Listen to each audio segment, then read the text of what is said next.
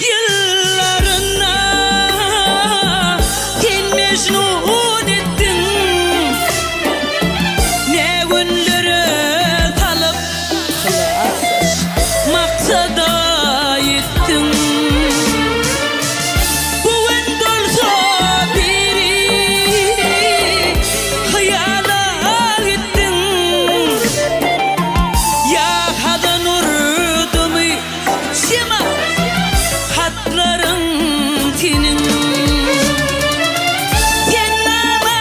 Sen namar meni ağladın, tücü arzularıma bevet bağladın. Bugün bolsa göz yaş bilen ağladın,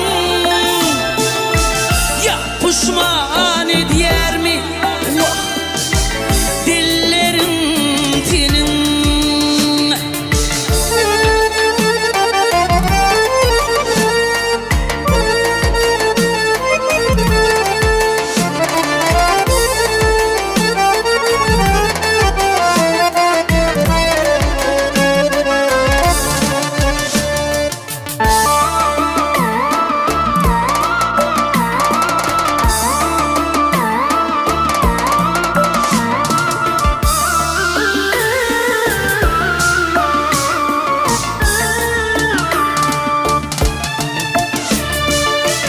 Sevmedimden oğul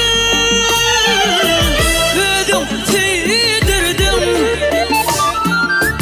koymedimden oğul klasız ödüm küydürdüm.